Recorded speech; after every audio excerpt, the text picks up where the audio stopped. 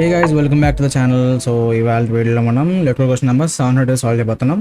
ఇక్కడ already solve అని చూపిస్తుంది, బికాజ్ ఇది థర్డ్ టైం రికార్డ్ చేస్తున్నాను నేను. ఎందుకంటే రికార్డ్ అనేది అంటే నేను రికార్డ్ చేసిన క్లిప్ అనేది ఏంటంటే స్టక్ అయిపోతుంది అనమాట. సో అది ఏంటో ఫిక్స్ చేయడానికి చాలా టైం అయితే పట్టింది. సో ఇప్పుడైతే ఫైనల్గా మనకి సెట్ అయితే అయింది, చాలా సేపు అయింది అనమాట. కరెక్ట్గా రికార్డ్ చేద్దాం అంటే మళ్ళీ ఇప్పుడు కరెంట్ పోయింది. సో అందుకే కొంచెం నేను డార్క్గా కనిపిస్తాను, ఎందుకంటే లైట్ లేదు.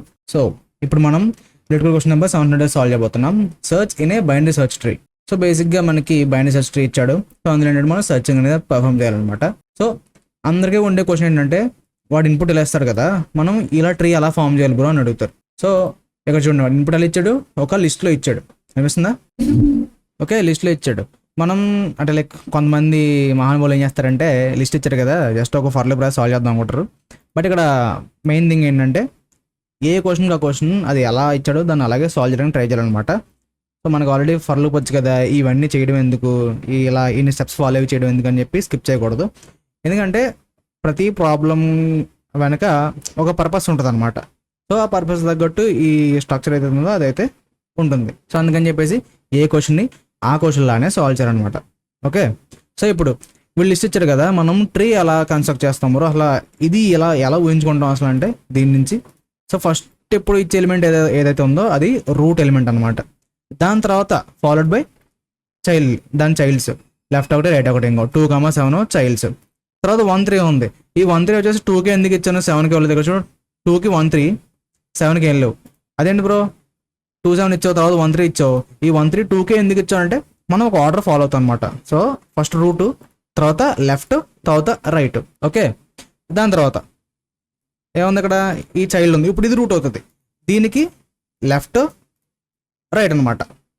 ఓకే, సో అలా మనం కంటిన్యూ చేస్తాం. ఈ ఇన్పుట్ ఏదైతే ఉందో దాన్ని రీడ్ చేస్తాం అనమాట. ఓకేనా, అండ్ 7కి ఇక్కడ ఏం లేవు కాబట్టి తర్వాత ఇక్కడ ఎలిమెంట్స్ ఏం లేవు. సో అందుకని 7కి చైల్డ్స్ లేవు అనమాట, అక్కడతో స్టాప్.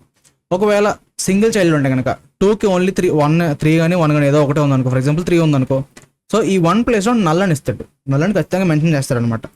ఓకే, సేమ్ అంటే లైక్ ఇంకా పెద్ద ఇన్పుట్ ఇచ్చుంటే ఇది ఇంకా క్లియర్గా అర్థమవుతుందేమో నేను చెప్పి కాన్సెప్ట్. రెండు ఇంచుమించు ఒకేలా ఇచ్చారనమాట. ఇక్కడ చూడండి, వాల్యూ మార్చాడు. సో వాల్యూ 2, ఇక్కడ వాల్యూ 5 ఇచ్చాడు.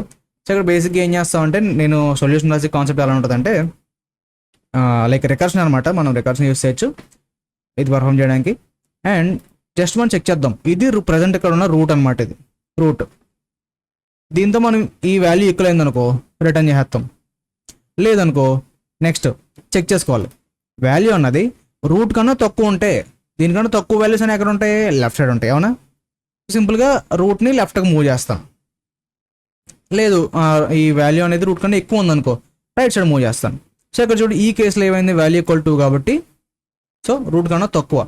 సింపుల్గా ఏం చేశాను, నేను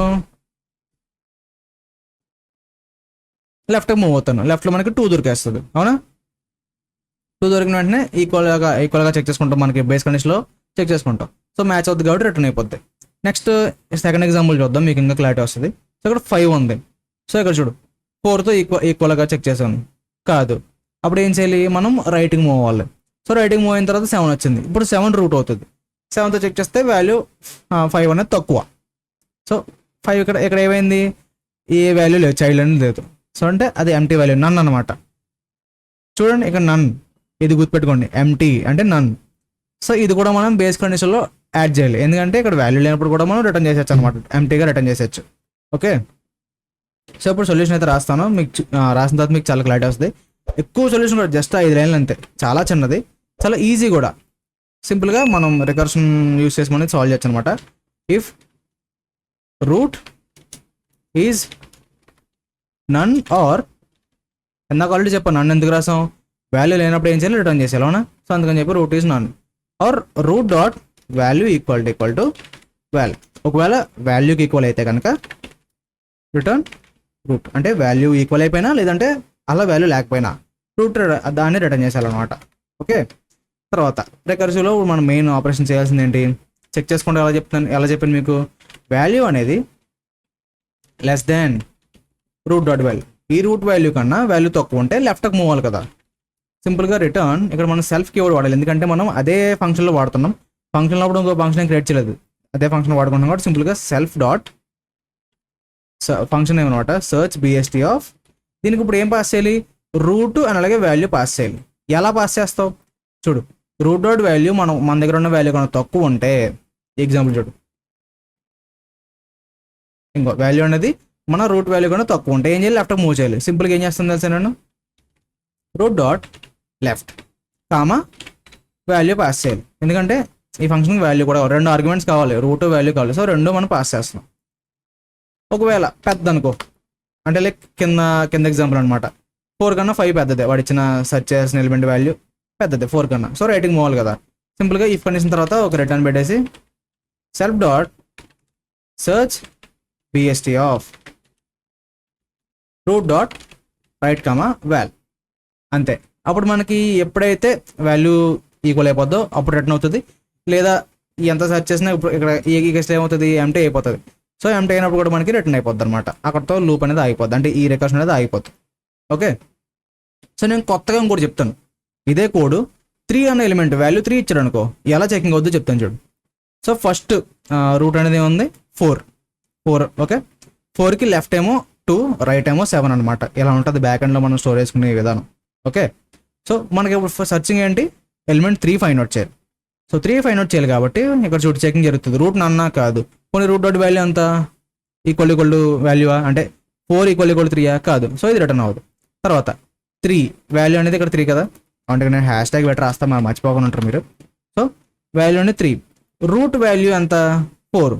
సో తక్కువ కాబట్టి ఇది ట్రూ అయింది కాబట్టి ఇది ట్రిగర్ అవుతుంది. రూట్ డాట్ లెఫ్ట్ అన్నా, రూట్ డాట్ లెఫ్ట్ అంటే ఏమైంది, ఇక్కడికి వచ్చింది 2 దగ్గరికి వచ్చింది. మన వాల్యూ అంతా 3, మనం వెతికే వాల్యూ 3.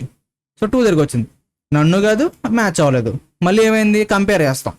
ఇప్పుడు చూడు, మన వాల్యూ అంతా 3, రూట్ వాల్యూ అంతా 2. సో 2 కన్నా ఎక్కువ కాబట్టి ఈ రికర్సివ్ కాల్ ట్రిగర్ అవ్వకుండా ఇది ట్రిగర్ అవుతుంది, రైట్ అనమాట. సో ఇక్కడ నుంచి రైట్కి వస్తాం. రైట్కి వచ్చిన 3 దొరికింది. ఇప్పుడు చూడు, నన్ను కాదు root dot value equal to వాల్యూవా, ఎస్, రెండు మ్యాచ్ అయినాయి. మనం సెర్చ్ చేసే వాల్యూ అలాగే రూట్ వాల్యూ కూడా మ్యాచ్ అయింది. సింపుల్గా రిటర్న్ రూట్ అన్నాం. ఇలా మనకి రిటర్న్ అయితే అవుతుంది అనమాట. ఓకే, ఇప్పుడు రన్ చేస్తున్నారు మీకు, ఇక్కడ చూడండి, అయితే మనకైతే రన్ అయితే అవుతుంది. సబ్మిట్ కూడా చేసేస్తారా. ఇప్పుడు దాకా చేసిన లెక్చర్ క్వశ్చన్లో ఏ క్వశ్చన్ కూడా ఎన్నిసార్లు ఒకే సొల్యూషన్ సబ్మిట్ చేయలేదన్నమాట. ఇదే ఫస్ట్ టైం. అంటే రికార్డింగ్ సరిగ్గా అవ్వకపోవడం వల్ల ఇన్సార్లు చేయాల్సి వచ్చింది. ఈ కోడ్ యొక్క టైమ్ అండ్ స్పేస్ కాంప్లెక్స్ వచ్చేసి 2 కేసెస్ చెప్తాను. ఒకటి బ్యాలెన్స్డ్ కేసు, ఇంకోటి ఏమో స్క్యూడ్ కేసు అనమాట. సో బ్యాలెన్స్లో మళ్ళీ 2 ఉంటాయి. ఓకే, సో బ్యాలెన్స్డ్ అంటే ఇక్కడ చూడండి, కరెక్ట్గా మనకి 4కి తక్కువ వాల్యూ ఏమో లెఫ్ట్, ఎక్కువ వాల్యూ ఏమో రైట్, మళ్ళీ 2కి తక్కువ వాల్యూ ఏమో లెఫ్ట్, ఎక్కువ వాల్యూ ఏమో రైట్. ఇలా కరెక్ట్గా సెట్ అయి ఉందనుకో మనకి లాగిన్లో సాల్వ్ అయిపోద్ది అనమాట ఈ క్వశ్చన్ అన్నది. అయితే వరస్ట్ కేసులో, అంటే ఇప్పుడు ఎలిమెంట్ లేని టైంలో ఏమవుతుందో తెలుసా, పైనుంచి చివరి దాకా వెళ్ళాలన్నమాట. మొత్తం అన్ని ఎడ్జెస్, అంటే ఎడ్జ్ అంటే ఎలా కౌంట్ చేయాలి తెలుసు కదా. సో ఇదొక ఎడ్జ్. సో ఎడ్జెస్ అన్ని కలిపితే ఏమంటారంటే హైట్ అంటారు అనమాట. ఒక tree height H. So worst కేసులో మనకి ఆఫ్ హెచ్ అనమాట. వరస్ట్ కేసులో ఎలిమెంట్ లేనప్పుడు ఏం చేయాలి, మొత్తం చెక్ చేసుకుంటూ వెళ్తుంది కదా. సో అప్పుడు వరస్ట్ కేసు అవుతుంది. నెక్స్ట్ ఇంకోటి వచ్చేసి స్క్యూడ్ కేసు అని ఉంటుంది అనమాట. స్క్యూడ్ అంటే నేను ఆల్రెడీ చూపించాను, ఓన్లీ లెఫ్ట్గా ఉంటాయి లేదా ఓన్లీ రైట్గా ఉంటాయి. సో అందులో ఏంటంటే ఎన్ని ఎలిమెంట్స్ ఉంటే అన్ని ఎలిమెంట్స్ చెక్ చేసుకుంటూ వెళ్ళాలి. సో దాంట్లో ఏమవుతుందంటే ఓ ఆఫ్ ఎన్ టైమ్స్ అనమాట. ఓకే, సో స్పేస్ కూడా సిమిలర్గానే ఉంటుంది. లైక్ బ్యాలెన్స్డ్ ట్రీ అనుకో మనకి లాగిన్ స్పేస్ తీసుకుంటుంది, అదే స్క్యూడ్ కేస్ అనుకో ఓ ఆఫ్ ఎన్ స్పేస్ తీసుకుంటుంది. సో ఇది time and space complex of this question. So I hope మీకు ఈ రోజు క్వశ్చన్ చాలా క్లియర్గా అర్థం అనుకుంటున్నాను. ఎక్కడ డౌట్ ఉంటే ఒకసారి మళ్ళీ వీడియో రెఫర్ చేయండి. అయినా అర్థం కాకపోతే కిందకి వెళ్ళి కామెంట్ చేయండి, నేనైతే ఖచ్చితంగా రెస్పాండ్ అవుతాను. అండ్ వెళ్ళే ముందు లెక్చర్ మర్చిపోకండి. కామన్ గైస్, లైక్స్ అయితే పెంచండి, షేర్ అయితే చేస్తాను. ఎందుకంటే ఛానల్ గ్రాఫ్ కూడా చాలా వరకు పడిపోయింది అనమాట. సో మీరు లైక్ అండ్ షేర్ చేయడం వల్ల ఎక్కువ మందికి రీచ్ అవుతుంది, మళ్ళీ బ్యాక్ నార్మల్ అవుతుంది మన ఛానల్ అన్నది. సో ఖచ్చితంగా లైక్ అయితే చేయండి, షేర్ కూడా చేస్తానండి. సబ్స్క్రైబ్ అవ్వండి మన ఛానల్కి. మళ్ళీ రేపు పెడితే ముందు ఉంటా. Till then take care, bye bye.